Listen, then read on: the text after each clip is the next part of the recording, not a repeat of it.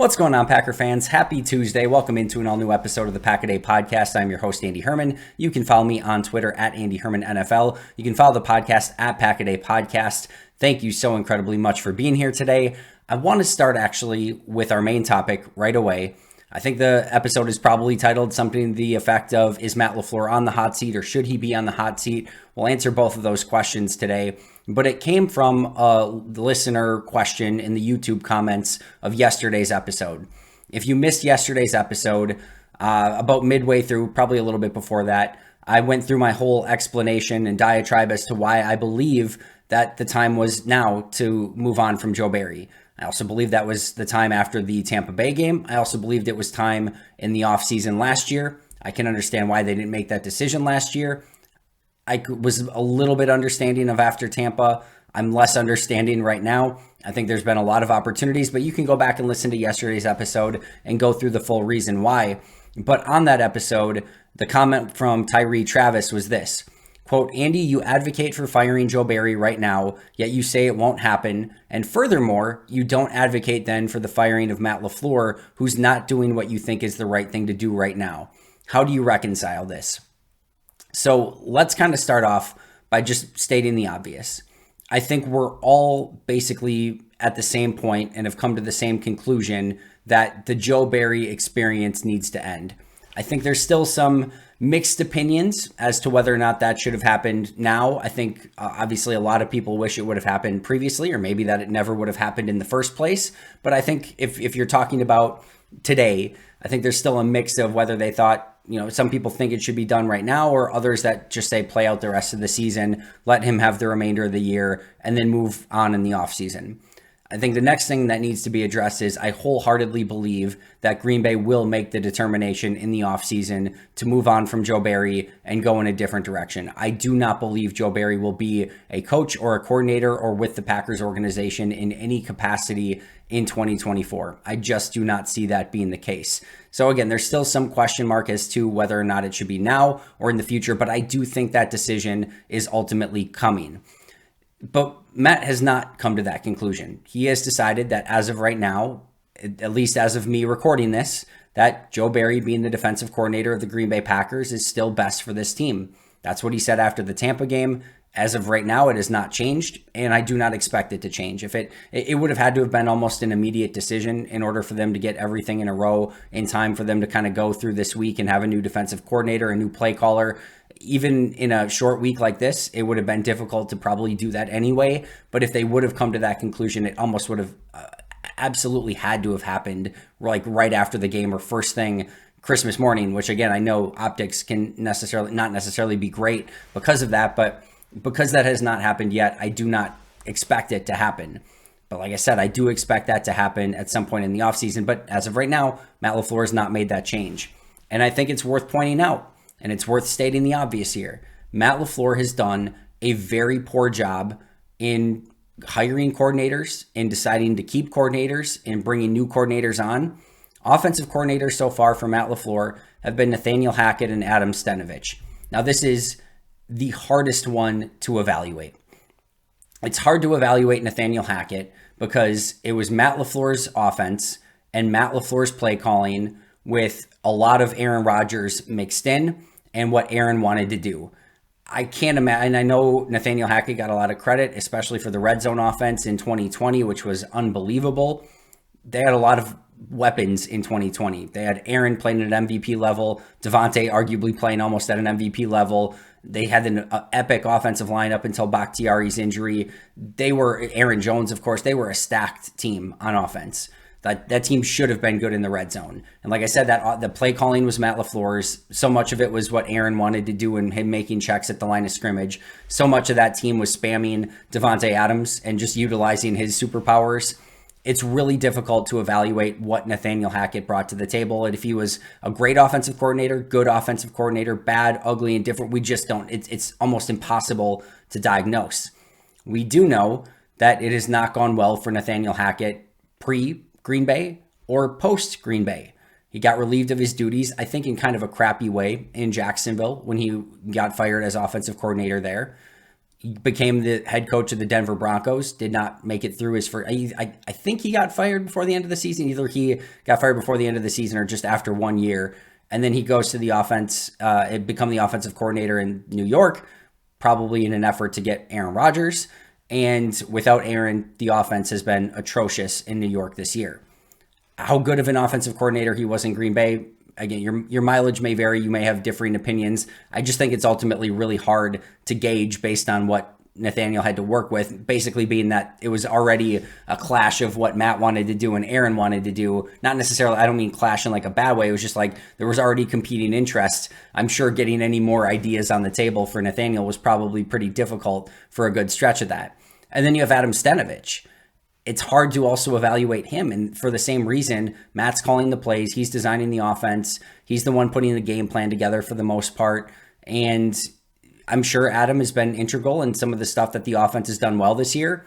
But good luck discerning what he's done well, what he's done poorly, and anything in between. It's just a really difficult thing to evaluate unless you're actually in the room and knowing what Adam is bringing to the table. Same thing I'll say about Nathaniel. Adam could be one of the best offensive coordinators in football, one of the worst offensive coordinators in football, or anything in between. It's just really difficult to tell. But, Hackett, Stenavich, at this point, I don't think it's like, wow, I can't believe that they had those two coordinators. Like, oh my goodness, that was amazing. I'm sure it's fine. Again, those are two that are tough to evaluate. Those are not the ones that we want to get stuck up on, though. At defensive coordinator, he started with Mike Pettin. The first question to ask here is, was that an arranged marriage? We don't specifically know. It sounds like it was heavily encouraged for Matt to keep Mike Pettin. It sounds like Matt had Mike Pettin on his short list of potential defensive coordinators when he pitched his, job to Green Bay, or like how he would coach the team when he was in his job interview. So I don't think it was like completely forced. It sounds like there was hope from the Packers that they would retain him, and it sounds like Matt had interest in keeping him. How that worked out, tough to say as well. But Mike, and that did not clearly work out in Green Bay. And by Matt's, end of Matt's, second year, they let him walk and they go in a different direction. And then you've got Joe Barry, which has been a unmitigated nightmare for the most part for 3 years and has not worked out in any capacity. We'll talk about that one more in just a moment. At special teams coordinator, hiring Sean Menenga was a huge problem. Then moving from Menenga to Mo Drayton was a huge problem. And yes, they've gone out and hired Rich Bisaccia, who was well thought out and thought of in league circles and thought to be one of the better special teams coordinators in the league. That has not worked out great as of yet either. They have not had the success on special teams. Part of this has been some of the transition, going from Aaron and just kind of going with a younger team this year, probably keeping a team together last year for too long. Some of the roster decisions in the early era on special teams where they basically didn't do anything special teams related. You get your long snapper, punter, and kicker, and the rest were just kind of keeping to develop younger players for offense and defense. There were some things that needed to change, but out of the Hackett, Stenavich, Pettin, Barry, Menenga, Drayton, Bisaccia, who's your favorite coordinator of that group? It's not exactly the sexiest group of coordinators in the world, and I'm not talking about looks here. Hopefully Bisaccia can turn it around and still be a really good coordinator in Green Bay moving forward, but there has not been a ton of success within that group. And again, I'll say it one more time, it's hard to evaluate Steno and Hackett in their specific roles, but I don't think anyone's super pining for any of those, outside of maybe Bisaccia, who I think is still well thought of, even though he's had a couple poor seasons in Green Bay. That's just not a great group of coordinators. So that has been a specific weak spot for Matt LaFleur. That is something that goes against him as we're talking about whether or not he should be on the hot seat or not. And then I want to talk about more specifically the Joe Barry decision. The first thing that they did is they moved on from Mike Pettin in 2020. After the season, they let him walk. And his contract ended, so it's not like they had a contract, they fired him and anything like that.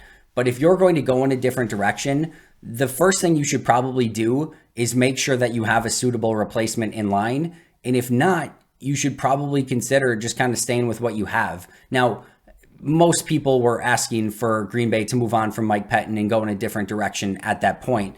there were plenty of fire Pettine chants and cheers and Twitter accounts at that point. So I'm not saying that Matt made a rash decision to move on from Mike Pettine. And it's not like Mike Pettine has gone on and just tore the league on fire as a defensive assistant in his time away from Green Bay. But if you had to ask me at the time or in hindsight, either one, would I rather have Mike Pettine running the defense in 2021 or Joe Barry running the defense in 2021? I probably would have just stuck with Mike Pettine. And that's what the first important thing is, that you make sure that you have a suitable replacement. But they decide to let Mike Pettine go, and they just decide it's time to go in another direction. So at that point, a lot of the top defensive minds had already been hired because Green Bay went to the NFC Championship. A lot of the coaching staffs were already fully hired, including the defensive coordinators. And that left Green Bay with a lower pool of candidates, and they narrowed it to 3 finalists: Jim Leonhard, Evero, who is now in Carolina, and then Joe Barry. And the first one that they went with, as you guys all know, was Jim Leonhard. Now, we don't know if Matt had any capacity of actually changing Jim Leonhard's mind.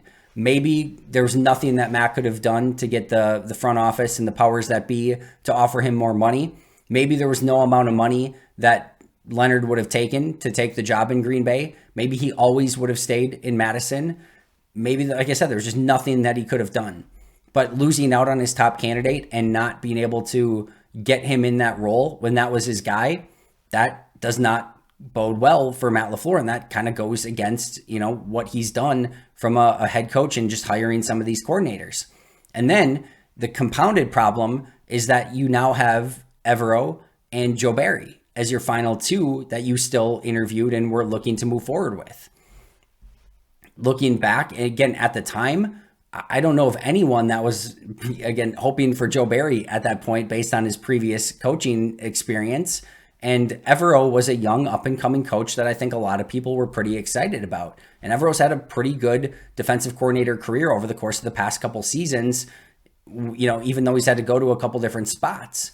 So Matt compounded the issue by going with the wrong guy and choosing, Joe Barry over Evero. And again, I think that was a clear and obvious thing at the time, and it has certainly proved out that way with the benefit of hindsight. And then you also have the decision of, hey, maybe you're not super enamored with Evero or Joe Barry. You can always reopen the process and bring in a new group of candidates and maybe try to find somebody different. That's always a possibility as well. And instead, it felt like they just settled on Joe Barry. And it's felt that way from day one. It felt that way in year 1, year 2, year 3, and certainly when he's had opportunities to sort of right that ship over the course of the past couple seasons. The truth of the matter is Joe Barry was always a mistake. It was a mistake from the time that they hired him. I can understand why obviously you're going to give him a second year. It was a mistake to keep him past his second year. It did not work out over those first 2 seasons. I understand it and what I was mentioning earlier as to why they move him into year 3, because if you look at the end of year 2, there were at least signs. And arguably, and I said this in the offseason, arguably 2 things. One, it was the defense that actually allowed Green Bay to go on that run to try to get in the playoffs at the end of the year. And 2, you were entering this new phase of Packers football where everything was going to have to be evaluated in 2023 anyway. So you might as well add Joe Barry to that list. You were going to have to evaluate Matt LaFleur's offense without Aaron Rodgers. You were going to have to evaluate Joe Barry. You were going to have to evaluate Jordan Love. Like, this whole season was an evaluation season. So, all right, keeping him for one more year when he's under contract to see if maybe those last 5 games, whatever it was, of 2022 were an indicator of what maybe was going to come in 2023. Okay. Would I have done that? No, I would have gone in a different direction. And they missed on an opportunity to go with maybe a Brian Flores or a handful of other defensive coordinator candidates that were hired this past year. And instead, again, they stayed status quo, and that was a mistake. So this has been an issue since day one of hiring Joe Barry. It was a mistake at the time. There's been multiple exit points since then. They haven't taken any of those, not after Tampa, not after this game. And this has been a major issue. And this is something that does fall under Matt LaFleur's purview and has been a mistake for Matt LaFleur. And the next thing I'll say is Matt LaFleur has his other flaws as well. If you're trying to build a case against Matt LaFleur and say, hey, I don't think he's the guy, I think you need to go in another direction. The floundering defense under him, whether it be under Pettin or Joe Barry, is probably 1A that you're pointing to. The floundering special teams, whether it be under Menenga or Drayton or, Bisaccia, whomever, is probably 1B that you're pointing to. But you can make an argument, and Mike Wall and I have talked about this on numerous occasions. There have been plenty of times where this team has lacked basic fundamentals. Blocking has been an issue, and certainly tackling has been an issue for seasons now. Like, there are things that you see where it's an issue kind of week in and week out, and sometimes you just don't see the improvement. I think tackling is such a perfect example of this, where it's been an issue for so long. Different players have been in the room, and you can't get it fixed. That ultimately falls on the head coach at the end of the day. And you need, some of that attention to detail, that coaching, and seeing guys get better through the course of your era as a head coach in Green Bay. Aaron Jones's usage throughout Matt LaFleur's era, sporadic play calling. Like, what I mean by that is there are times where the play calling is impeccable. You see him put a game plan together and you're like, oh my goodness, that was art. That was beautiful to watch. There's other times where things just look so stagnant and it doesn't even look like the same offense. It almost looks like they overthink things from time to time. This is the first time where Green Bay could have back-to-back losing seasons. That's a possibility if Green Bay doesn't win these final two games. I think there's an issue with holding players accountable and coaches accountable, not moving on from Joe Barry, and a couple different opportunities to do so is a great example of that. And I'm sure there's a variety of other things that you guys probably have off the top of your head that I'm potentially missing as well. There's definitely some in-game decisions, some challenges that do not go his way. There are things that he needs to work on.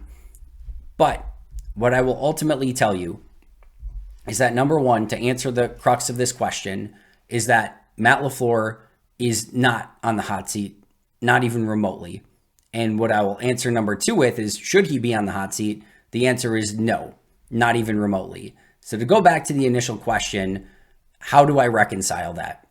Let's go through Matt LaFleur's career in Green Bay, but I have one lead pipe lock golden reason as to why you do not move on from Matt LaFleur. But let me paint the rest of the picture first, and I'll get to that. The first thing is he's had 5 seasons in Green Bay. The first season, they overachieved in a huge way, going 13-3 and going to the NFC Championship game. That was never expected from that team. He got Aaron playing back on the right path, and it was fun to watch that Packers team again. Now, they added in some big free agents, so I'm not saying it was just Matt, but that went from a team that fired its previous head coach and was not feeling the same at all to a 13-win NFC Championship game team. That team had its flaws, but that team massively overachieved. That's a win for Matt LaFleur.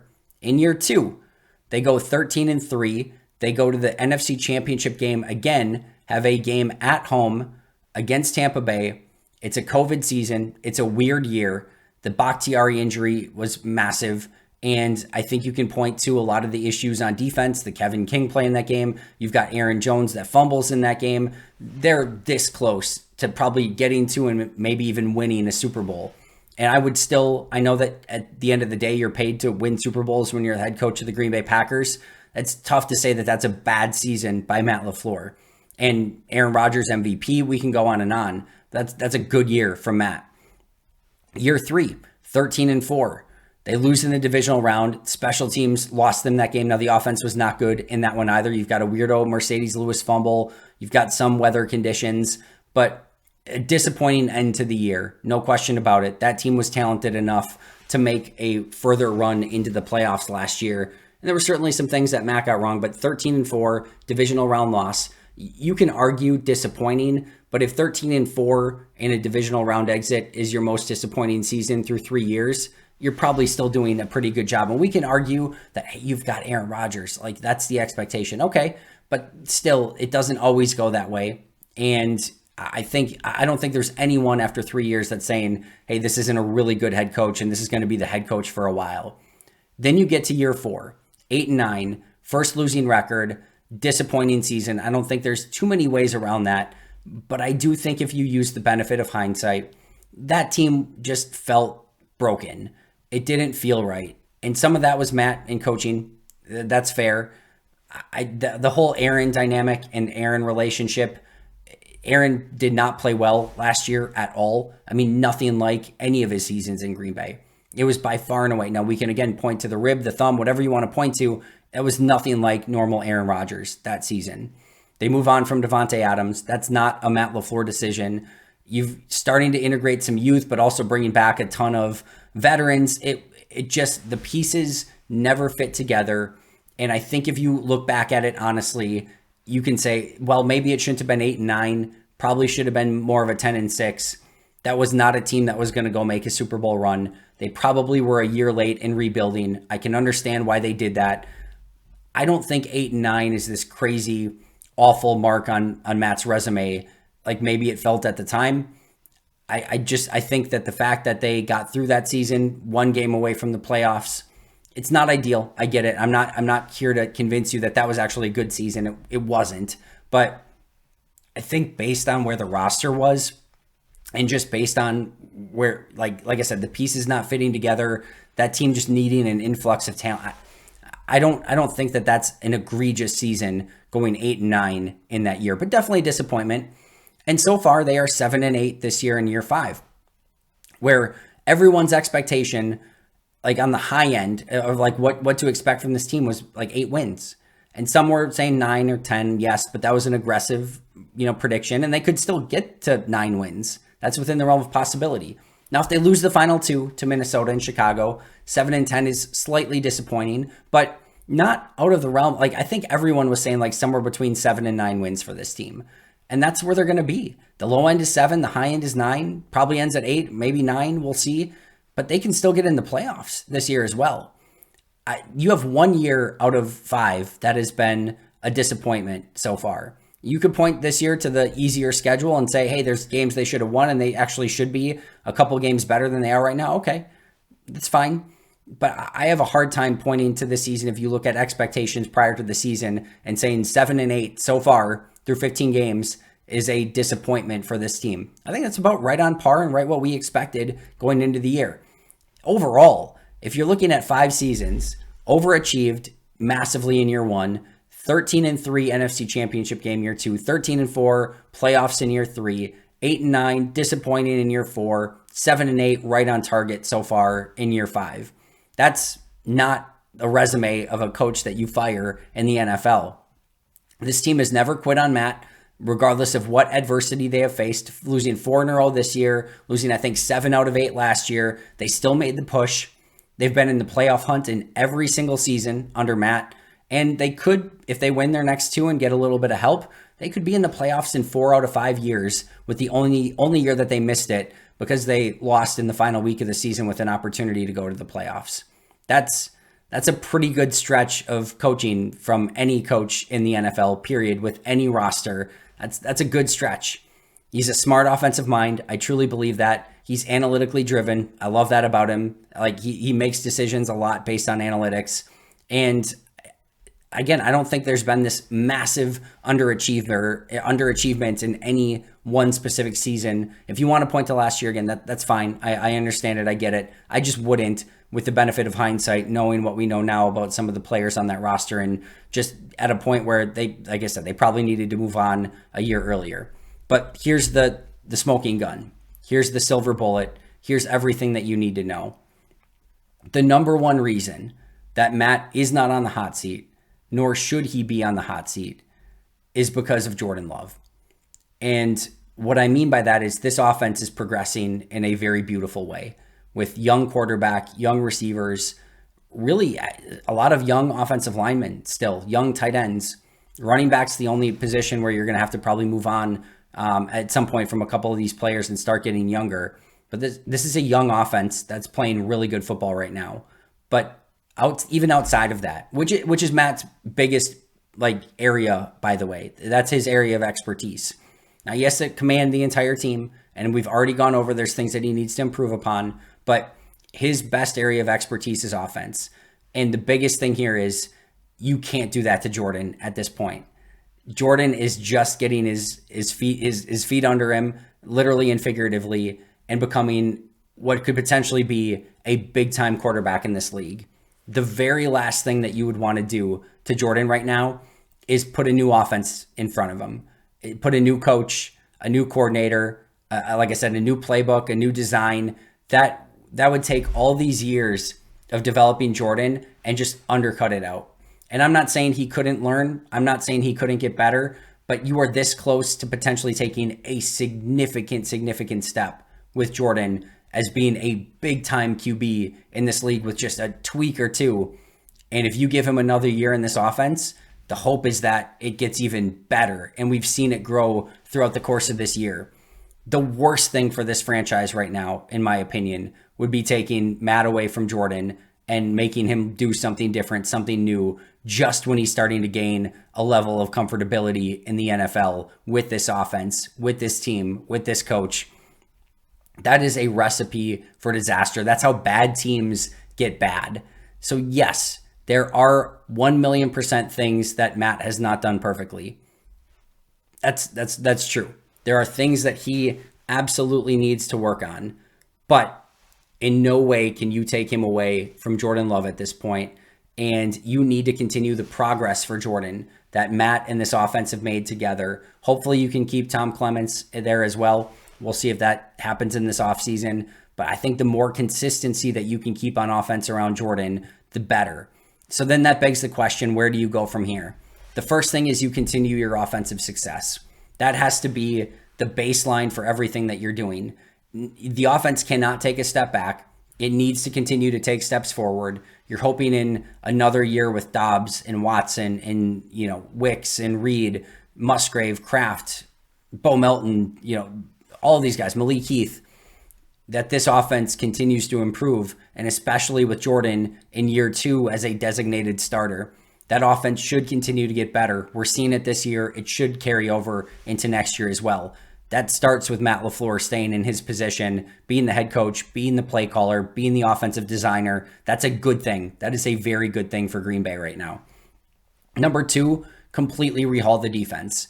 Matt can do that while still being head coach, and he will do that while still being head coach. I do not have concerns over that. Yes, I'm disappointed it didn't come sooner. Yes, I'm disappointed that of all the exit points that they've had with Joe and that they had other opportunities to get different coordinators, that they have not done that.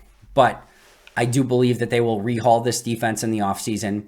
Players, coaches, coordinators, scheme, and start it in a hopefully brand new direction starting next season. And that's exactly what this team needs. And then number 3 is you need to continue to review the special teams. I think definitely going to have Rich Bisaccia back unless for some crazy reason he gets a head coaching job, and you need to take a jump in year 3. And that needs to be Rich's job. Like, he has to earn that paycheck, that assistant head coach's job. If he doesn't, then it needs to be, there needs to be an ultimatum there too. But I wholeheartedly believe Matt LaFleur with a good defensive coordinator, with Rich Bisaccia going into 2025, gives you your best opportunity to have success and succeed over the course of the next handful of seasons.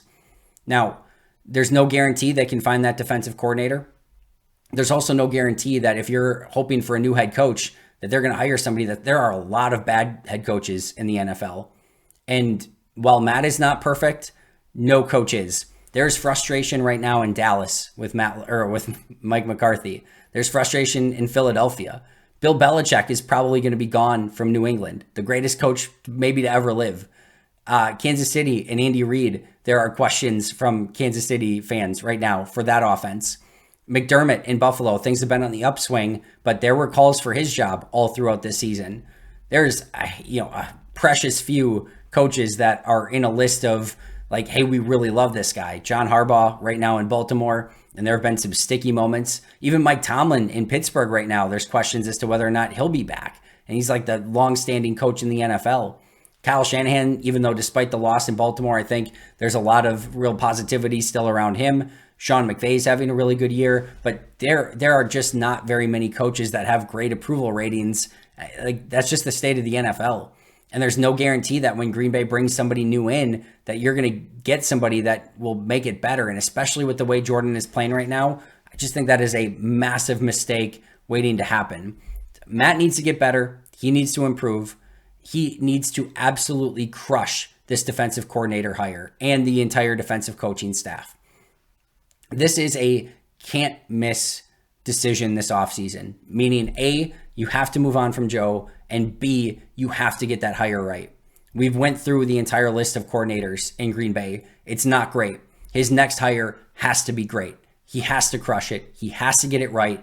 And if not, wholeheartedly, that probably will go down as the thing that breaks Matt LaFleur's tenure in Green Bay. If he hires another bad coordinator and this defense just cannot get right, that'll do it. Like they're just probably never going to be able to overcome that at some point. You've got to build a defense and you've got to build a special teams that can go along with this offense. As good as Jordan is, I don't think you can just expect him to all of a sudden become an MVP and carry this team with a mediocre or bad defense and special teams. I don't think they're ever going to be that good to overcome that. Few quarterbacks and few teams ever are. You have to pair good offense with defense and special teams. It has to be complementary at some point, or you're not winning the big one.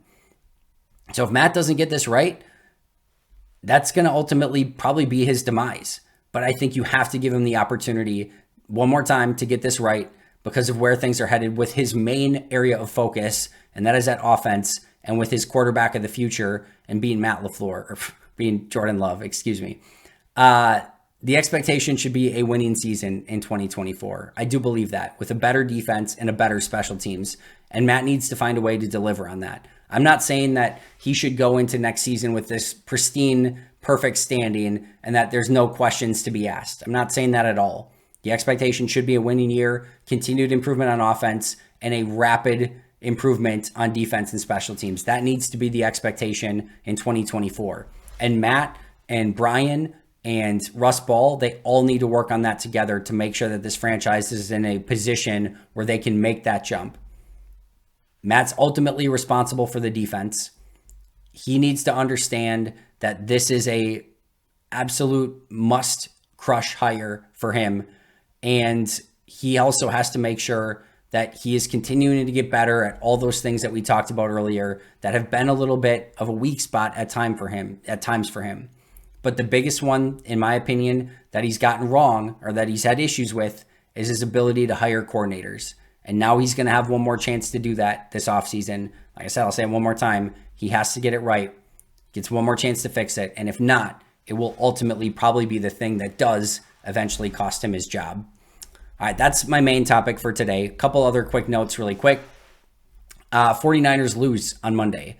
That's actually extremely helpful for Green Bay if you're still on the playoff bandwagon. The 49ers play the Rams in Week 18. Had 49ers wrapped everything up at that point, they probably don't have much to play for. They maybe bench their starters, and the Rams probably get an easy win. If Green Bay beats the Vikings and beats the Bears, and the 49ers beat the Rams in Week 18, the Packers have a 98% chance to make the playoffs per the New York Times simulator. So it's not 100%. It's still not perfect, but 2 wins by Green Bay and that 49ers win over the Rams in the final week of the season, that almost assuredly gets you there, 98% chance.